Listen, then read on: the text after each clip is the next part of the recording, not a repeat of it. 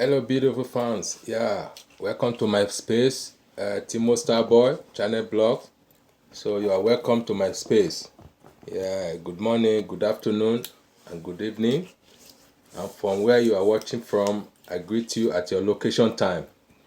Yeah. So the title of today, the youth of Nigeria.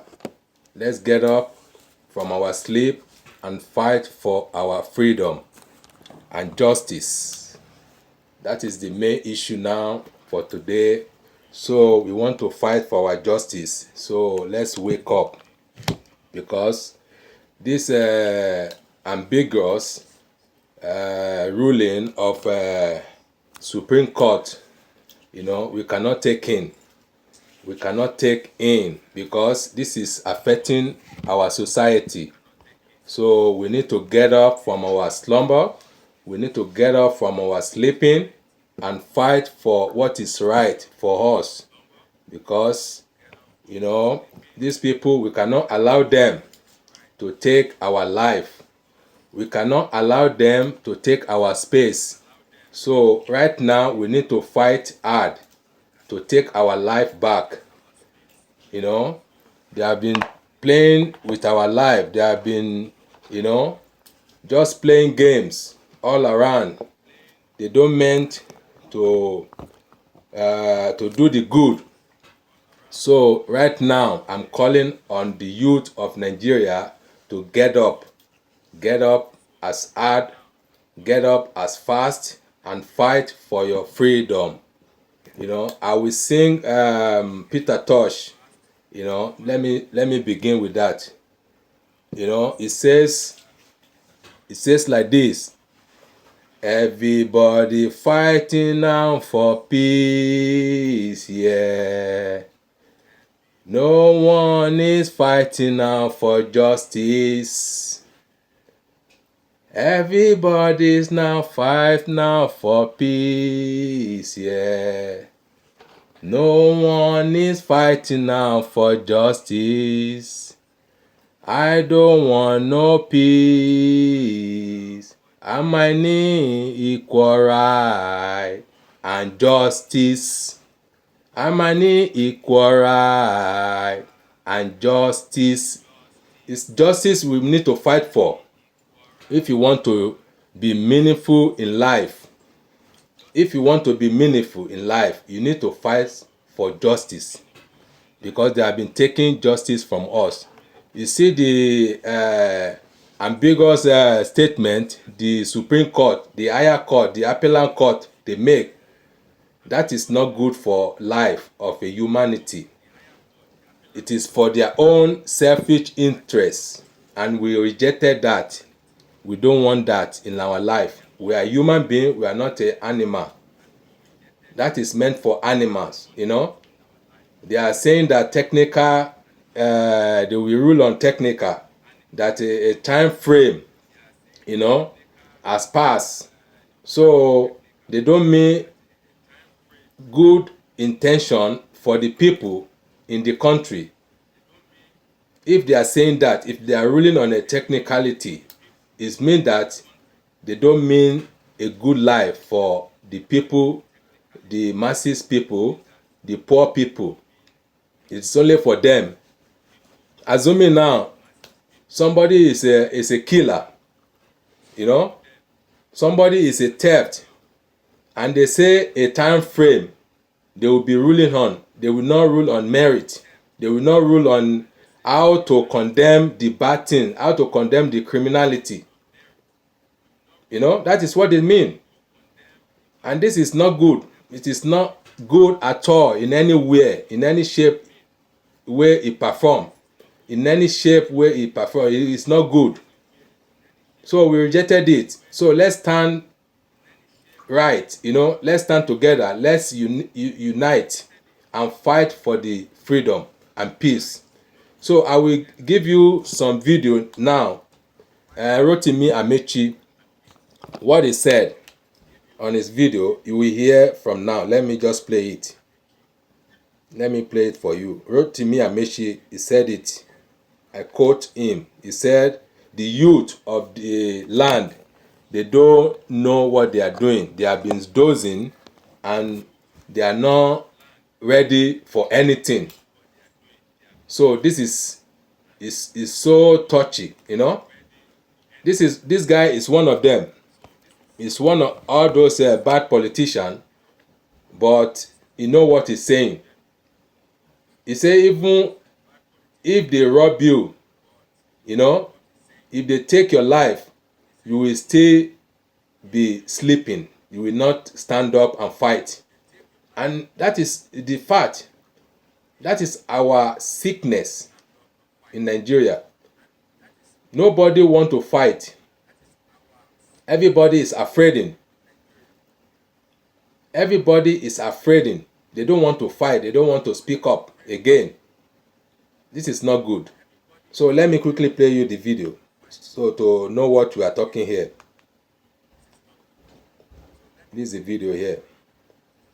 And if I finish playing this one, I will play the video of the higher court, one of the judges. So I will play you that video again, so to know that you have been slack back, you know, you have been loose guard. We have been loose guard. We don't know what you are doing. We don't know what we are doing. We don't know the magnitude of what we are doing, you know, because life supposed to be a sweet part.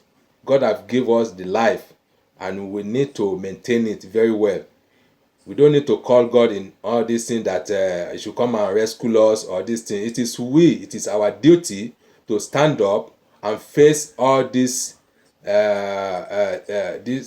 devils, you know, these devils. We need to face them face to face and tell them what they are doing is wrong. So let me play this video. Okay. It's here.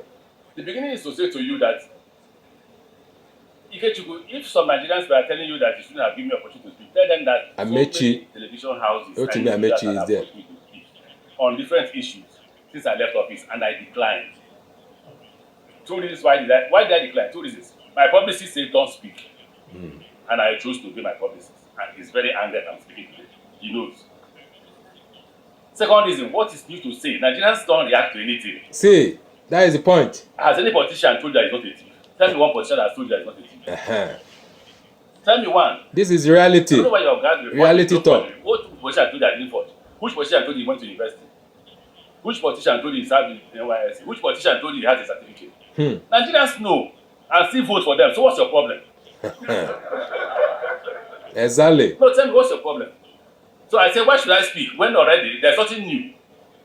Okay, you observe Buhari's period.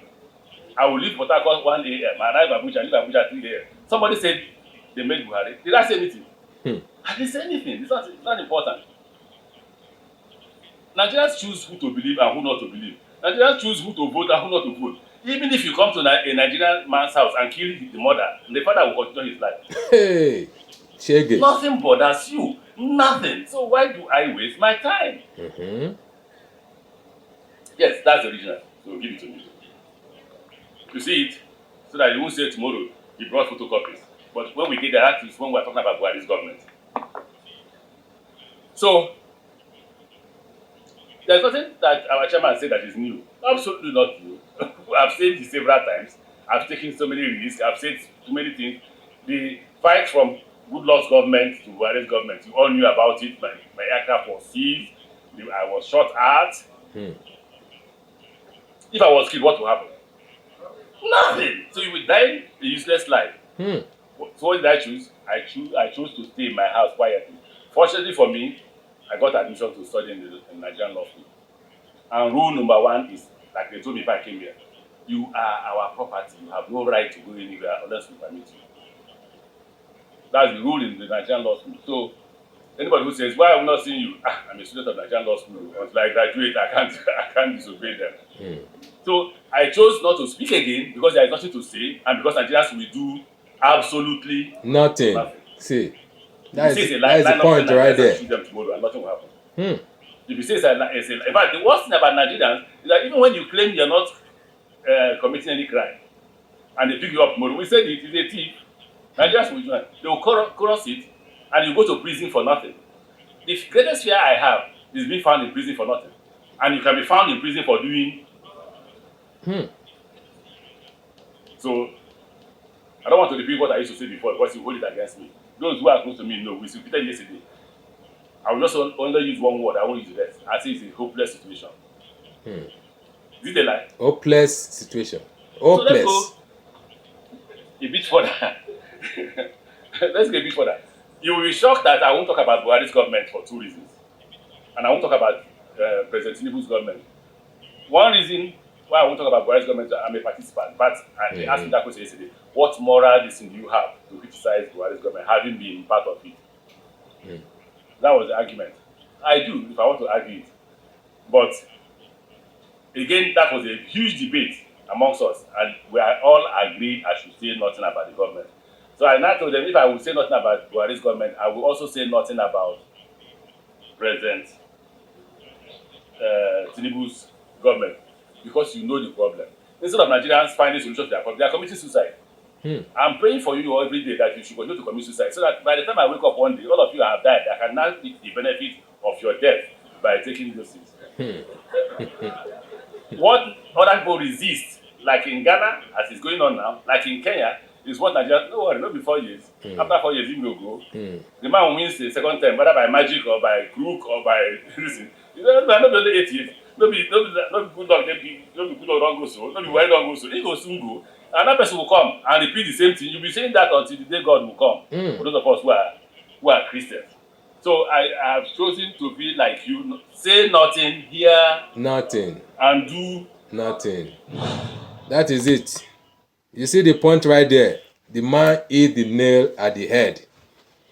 The man hit the nail at the head. He's one of them. He's one of them, but he's saying the reality. So we need to pick from this his point, these talks. We need to act fast, because these people, they are ready to bring you down. They are ready to destroy your life. You are still young. Youth of Nigeria, wake up. Wake up. Let's fight the fight and win. Another video is this what is his name, Seth? This man that is retired on 27 this month. You know, I will still analyze on this point. So let me give you that video again before we proceed to the main one.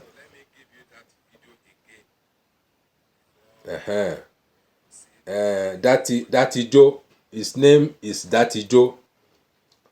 I don't know what he is since all this year. All this year that he was in bench.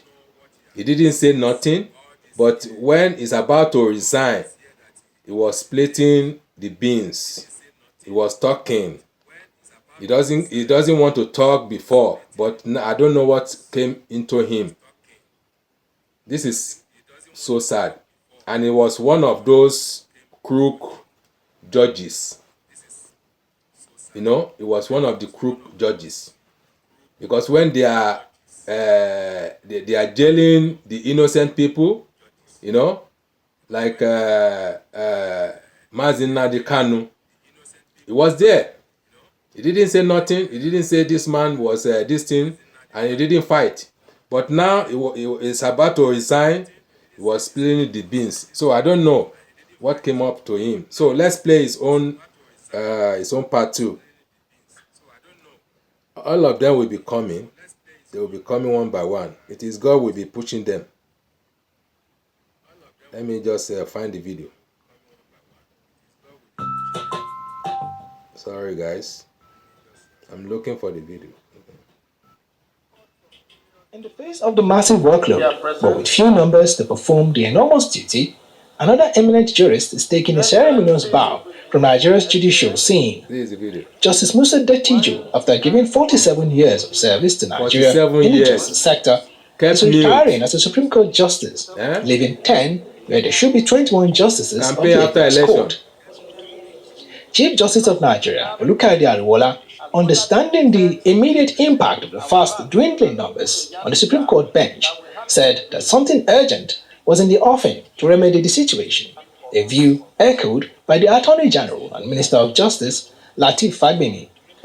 We are now left with just 10 justices on the Supreme Court bench, being the lowest we have ever had in contemporary history of the court. However, I can confidently assure all the litigant public that efforts are in top gear to get on board a sizable number of justices to boost our rank and complement the tremendous effort we have been investing in the business of the court. President Bola Ahmed Tinubu has given assurance to give an expedited treatment of the appointment once he receives the recommendation of the relevant organ concerned in this regard. That is to say, the National Judicial Council, NJC. Justice Musa Tijo has been the second in command in the Supreme Court hierarchy until this Friday, his 70th birthday, and his day of retirement from the Supreme Court bench. Hence, this ceremony.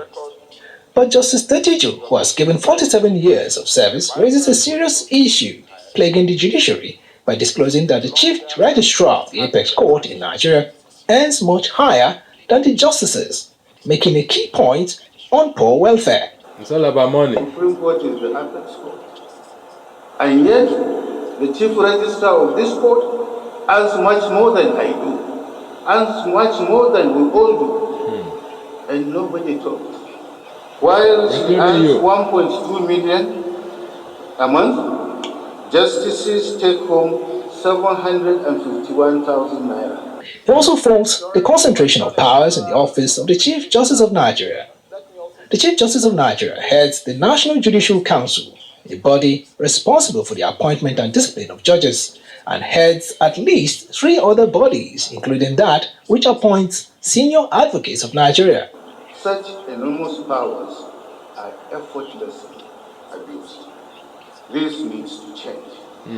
Continued denial of the existence of this threatening anomaly weakens effective judicial oversight in the country. He also recommends that all geopolitical zones be represented in presidential election panels moving forward, while faulting the non-representation of the North Central and Southeast in the Apex Court as presently constituted. To ensure justice and transparency in presidential appeals, thank God we have been hired and determined. All geopolitical zones need to be represented. They are required to participate in the hearing of such appeals. This is a ceremony to bid farewell to a jurist who has given over 4 decades of service to the country, and in the same breath provides an opportunity for both the bar and the bench to address issues affecting the judiciary. Godfrey Eshamoge, Arise News. Thank you, Godfrey. So, my own point is that where was this guy? Where was this man? That Joe? I've been a dirty Joe or whatever. So where was him when everything is going wrong? And it's now that he thinks that he can speak. You know, he can speak about the atrocity they are committing on the bench. So Nigeria has a problem. We have a huge one. I will play you another video. So we'll end up with this one. It's from Arise Channel TV. Okay.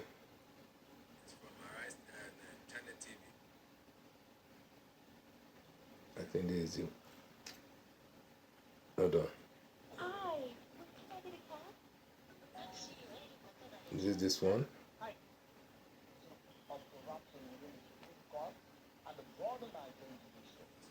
No, it's not this one. Hold on, guys.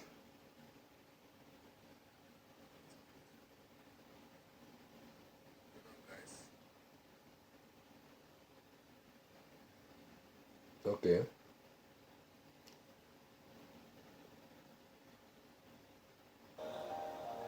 Okay, let me play you this one. This is Arise TV. The retiring Justice of the Supreme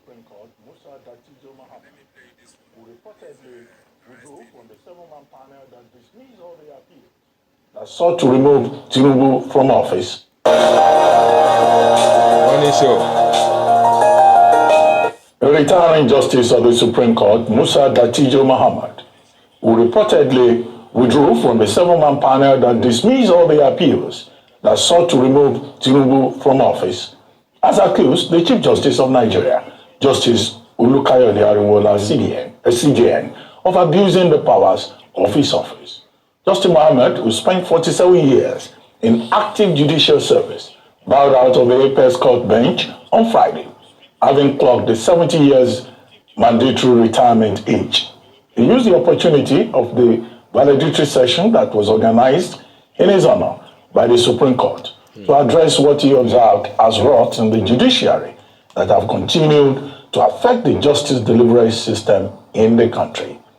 He maintained that the judiciary as presently structured gives so much power to the CJN, who he said usually takes decisions without consulting other justices.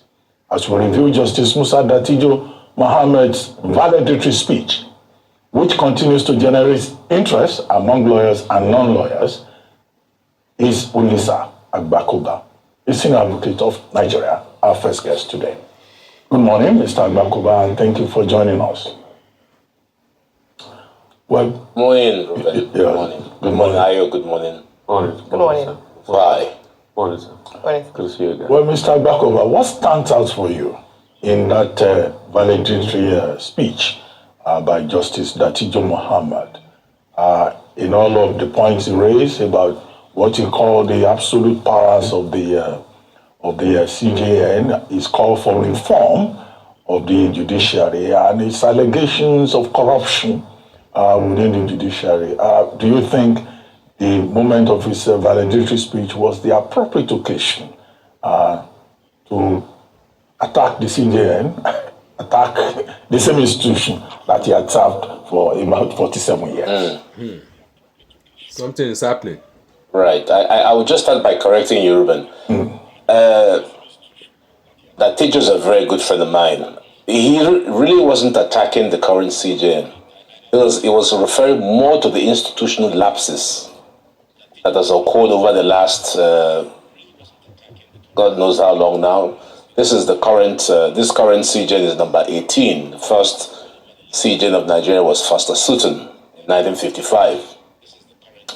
And I can say that from 55 to about, say, the early 70s, 80s, the judiciary was fairly well, if badly run. Problem with judges is that they have no clue as to judicial administration versus administration of justice. There are two things. Judicial administration. So during the military years, there was this consensus, even with the bar, that we needed to protect the judiciary, and therefore something called the Advisory Judicial Council, the predecessor to the NJC, was created, and that enabled the bar and the bench to keep away the military from interference. And when we had the constitution, it became the NJC. I think the big problem was that the judges didn't understand the need to strengthen and institutionalize the NJC. I was on the NJC for 6 years, and it was an absolute disaster. Apart from the executive head, there's nobody in the NJC who is senior enough to understand judicial policy. And the first CJ, in my view, that understood judicial policy was the late Justice Tahiru Mustafa, at which point the rot pointed out by Mr. Justice Datijo Muhammad had festered. In fact, Justice Uwaifo had referred to it in his own valedictory speech in 2004. So it's a long-standing problem, and I'm sure that finally, because every of the retiring justices of the Supreme Court, they have the occasion to, say a final farewell in what is called the valedictory. But I think Mr. Justice Datijo Muhammad was the one who has put it absolutely squarely, and I support what he has said. For instance, the welfare. Look what he said about judges, justices receiving less remuneration than the chief registrar. That tells you that something is obviously very wrong. I know that Justice Nikitobi had a very miserable life when he left. Justice Adeji, the lady judge who left, had no home to go to. So something is wrong when the judiciary, through the NJC, is receiving about 160 billion naira, and we can't see it. So I think what lesson should be drawn from what Mr. Justice Datijo has said is to implement a report that was put together by the, in my view, perhaps the most reformist CJN in Nigeria. That is the late Justice Dahiru Mustafa. It's a very good report, which, if implemented, would take care of all this. The CJN, let me re-emphasize that Mr. Justice Datijo Mohammed was not referring to the current CJN. He used he used the CJN's office and not the personal status of Mr. Justice Ariwola to describe the rot. The Supreme Court is at this time toxic, and it ought to change. And the only way to change is to begin to implement the report. One of the problems, the only thing I'll criticize the CJN for is when he said, we're down to 10. But it's for him to appoint or recommend. The CJN is, as you know, the chair of the Federal Judicial Service Commission. So he is the one who recommends judges. And then he's also chair of the National Judicial Service Commission. So he receives the report he has prepared and implements it. So I don't know what's holding him. There is nothing holding the NJC from filling the gap and making the judges 21. Every day they keep bickering about workload, but they will not do what they're supposed to do. They now have the budget. So I think the way out of all this, in my personal view, is to just dust up this report that Justice Dahiru Mustafa prepared 13 years ago, implement it, and let's see what will happen. Because confidence is needed. The judiciary is suffering from a very low ebb of confidence, which is not good for democracy. And that affected the recent appeal, the election petition appeal. But as Justice Oputa said, once the Supreme Court pronounces, it's final. So we've all got to respect it and move on from there. All right, thank you so much, Mr. Bakova. And since you have talked about this report from 2011, I just brought it. I think it's good for us to resurrect it at this point and discuss some of the outcomes or perhaps recommendations from this report. You yourself sat on one of the subcommittees on justice, integrity, dignity, and appointment and tenure of judges. So it would be great to hear some of the recommendations from this committee reports that were made. And then just to take on one of the points you mentioned with regards to the CJN has the power to appoint, at least recommend judges for appointment, especially to the Supreme Court, yet hasn't exercised his powers. Are there specific reasons? You've already talked about you've eliminated the challenge of budget since a budget has been provided for that. So what could potentially be a reason why he's loath to recommend or perhaps appoint judges to the Supreme Court, seeing that they complain? Even Justice Amina Oge had talked about that during her valedictory speech about the load, the workload of Supreme Court justices because of the numbers sitting currently. But beyond that, I'd like you to also speak on the recommendations from the report of 2011, as you've mentioned.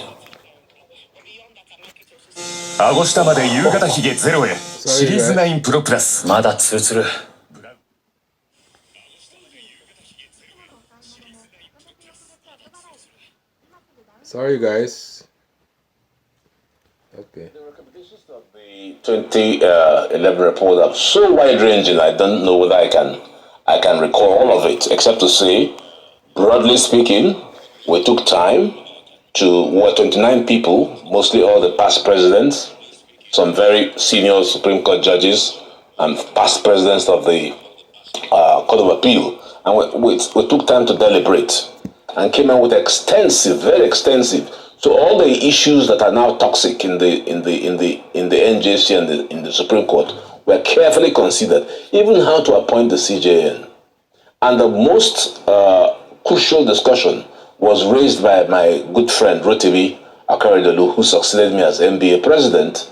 He said, look, unless we tinker with the composition of the NJC, we would make no progress.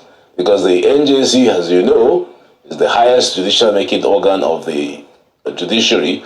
But the problem is that the CJN appoints virtually everybody, and no one can talk. I remember in one of the meetings, when I had a very strong point to make, I was just dismissed. And I thought I had a good point, but there was no one to support me. Because everybody was afraid of the CJN, to whom they owe their appointment. So the democratization of the institutions of the judiciary. CJN is the chair of the NJI, that's the National Judicial Institute. He is the chair of the the NILES. He is chair of the Legal Practitioners Privileges Committee. He's chair of everything. So there's a dictatorship. In fact, of the three arms of government, the executive, the legislature, and the judicature, the most undemocratic is actually the judiciary. So that's where the problem is. So what I would recommend to the current NJC is to have a very good look at the report, update it, and absolutely remove the powers of the CJN to be everywhere. And the other thing that I need to say is that we often criticize the judiciary. But you know, the judiciary comprises of judges across Nigeria. I've once had the misfortune of appearing before a judge under a tree.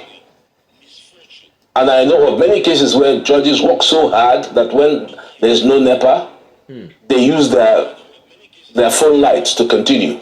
So let's not vilify the judiciary generally. The problem is at the NJC. In the NJC, the first day I walked in, I thought I was walking into a 5-star hotel. The difference between what goes on in the NJC buildings and a typical courtroom is outstanding, horrible. So we need to flatten this. The difference between a judge of the High Court and the CJN is like God in heaven and somebody on earth. We need to really, really take the opportunity of the lesson, I think, that Teacher Muhammad's valedictory, which has been the most candid, has given us, is to understand where we are with the judiciary. And if we want to reverse judicial failure, then the NJC, the current NJC, must implement it. So can we say that makes sense with all of the other things, and that Tijo quoted you about the Imo case and the Ahmed Lawan case? And we also have a country where Senator Bukachua also made affirmations as regards that. So does all of this now tie in to even decisions made by the Supreme Court? Because if you're talking about 741,000 naira in modern day Nigeria as earnings, then what becomes even of the court system? What country are we running? So let's keep two things, separate. The funding issue has improved substantially.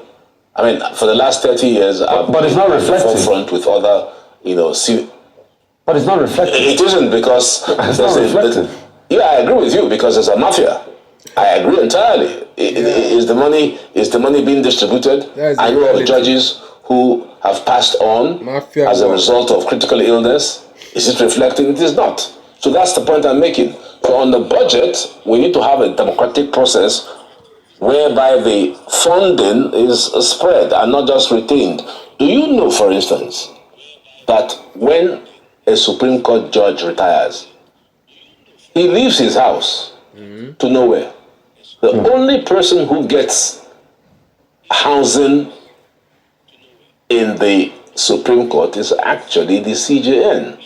He has a choice of 2 houses, one in Abuja and probably one in his home state. And sometimes this runs into billions. And I was on the NJC questioning, why would this be? What about the other judges? So that's part of why the situation in the Supreme Court has become so toxic. And it is what Mr. Justice Tatijo Muhammad was referring to. The only judge, the first, because the CJN is seen as the baba of the judicial process. But the first judge, who now got a real kick to say no, constitutionally, I, Mr. Justice Salami, am the head of the electoral courts. But Kasina Alu said, no, I'm the baba of the courts, and that caused the quarrel. So you see, it goes back to this issue of we need democracy in the judicial institutions. The institutions that Mr. Justice Datijo Mohammed referred to, that the CJN, and I don't refer to this one, please, that the CJN controls, it's a retirement, it's a job for the boys. The guys who get there to do the work are already tired. Go to the NJI, tired. Whilst we need to put in people, young guys, vibrant, to shake up the system. The rules of court, if for instance Justice Amber of the colonial system of 1874 were to come to Nigeria, he will recognize the system. There's no change. And we discussed that in one of the committees where I was the deputy chair, the Committee on Speed of Justice. The rules of court are so slow, and it takes about 20 years to resolve cases. So what type of confidence would you have in that process? The only time you see speed is when you are referring to political cases. So the politicians, knowing that they need speed, have designed a special rule for themselves so that the cases go fast. What about the ordinary person? So these are all the challenges I think that's why I also want to refer you to sit down. I want to refer you to the way Dr. Justice Datijo quoted you when he talked about the Lawan case and the Imo case. I want you to talk through that, because that's also a serious one for our country. If we truly want to build a country, or we want to build a joke. Rufai, you want to put me in trouble. I would like to put you in trouble. I gave an interview that it was a bad decision, period. It was a bad decision. And that's what the Supreme Court. That's what the Supreme Court. I agree with you, Rufai. It was a bad decision. That's the much I will say. It was a bad decision, and we know that even Mr. Justice Datijo said it in his valedictory. Just can't explain some of the decisions. They're irrational. And if they're irrational, the public will begin to say, what sense do we make of what the Supreme Court is saying? And that's where public opinion comes in, sir. In the time of our... That's where public opinion becomes important in society. Absolutely. Public opinion of the judiciary is at its lowest ebb.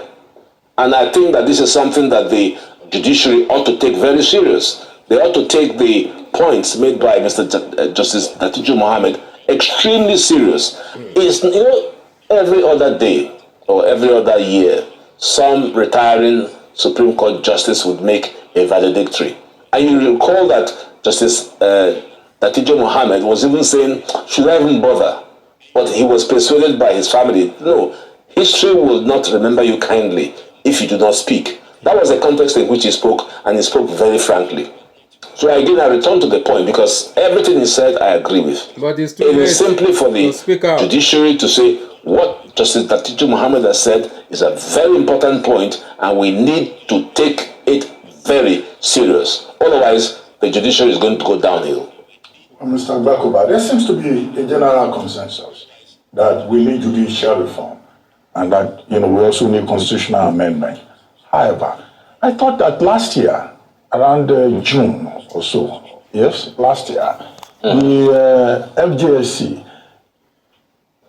had a short list of judges who were supposed to go to the Supreme Court bench, majorly justices of the Court of Appeal. Whatever happened to that process? Because a list was even published. It's part of the Yes, it's part of the toxic mafia. We've been pushing to have members of the bar get onto the Supreme Court. Actually, I and Wole Oladebako were the first to actually offer ourselves in the time of Mr. Justice Muhammad Lawal Owais. But there is something against us, period. there's something against lawyers coming onto the bench. So I was part of the last interview process concerning eligible lawyers who wanted to apply to the senior bench, both the Court of Appeal and the Supreme Court. And that's the last we heard of it. I came out of bed with heavy malaria to do this. That was the last we heard of it. The only thing I can make of this is that because we put a lot of pressure, to do a short list of nominees that will exclude the bar. I don't think the Supreme Court has the bollocks to do it. And that's why you now have only 10. And very soon it will be 6. So it's time for the Supreme Court, the NJC, and the powers that be in the judiciary to recognize that they would be far better off to have academia, to have barristers, and of course judges. We respect the fact that they are the ones who, having had a long ride from the High Court to the Court of Appeal, are best suited. But I don't see that they would not be benefiting from the wisdom of us as practitioners in joining the Supreme Court. So that's the politics going on. Because when the CJN, by the way, the 18th CJN, the current one, sat on the bench saying, we don't know why our numbers are depleting. I was watching him on TV and having a big laugh. Saying, but you have the power to do this. It is for you to set the process in motion. FJAC, you are the chair, so you put the motion in and you bring in the relevant suitable candidates and you send it up to the NJC and that's it. So it's simple, ABC. It's not rocket science. So why is he moaning? As if he doesn't have the power. Is it the president of Nigeria or the president of the Senate? The power to appoint judges squarely resides with the NJC and the FJC. So could the judges stop complaining that their numbers are depleting when it is their duty to fill up the gap? But because they want to exclude people from the bench, from the bar and academia, that's why this dilemma is coming. So maybe we'll get to a point where there are only 2 Supreme Court judges, the CJN and maybe the CJN. Maybe we'll come to that point. Oh yeah, because that's what it is. It will come to that point. Very soon. They are bound to put us on the bench. They are all jokes. I don't mean me, I'm too old now, I'm 71, so I'm not qualified. But they are bound to, there's people like Idigwe them who want to be on the bench. And they will contribute very effectively.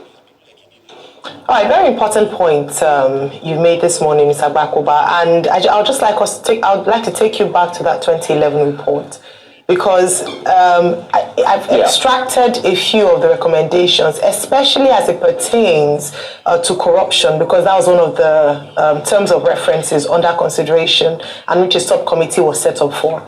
And it seems like the issues that plagued or what were the challenges in 2011 still exist today in 2023, about 12 years later, and it hasn't yet been addressed. And so you wonder why they haven't implemented this. One of the things that recommendation from the committee was to have a special intelligence unit to investigate on a day-to-day basis allegations of corruption or bribery where it exists. There was also the recommendation as to which you already talked about, better welfare remuneration for the judges to make perhaps corruption or bribery less attractive to their justices. Unfortunately, this doesn't seem to have been done 12 years later. There was also a recommendation to provide an ombudsman, the idea of an ombudsman perhaps was also mooted by that mooted by that committee. Yes. What's the status on that? And then you begin to wonder why weren't these recommendations taken forward? Because when you read the full report, it makes common sense in terms of the reform of the judiciary system. But why haven't these recommendations been taken forward? And 12 years later, we still have the same challenges being faced by the judiciary.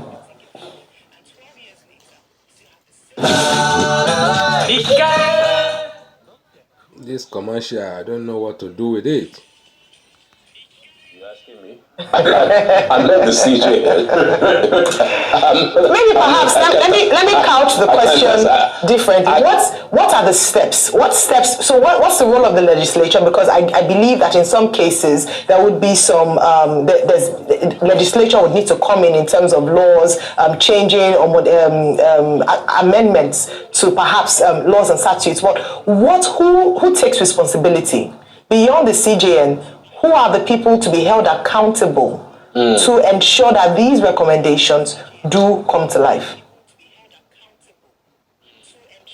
As it stands now, it's the NJC, because the NJC has the constitutional power to administer justice.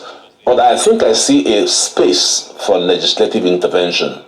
But you see, the problem with that intervention is that it might then go and affect independence of the judiciary, which is exactly what happened when the Advisory Judicial Committee was set up under the military.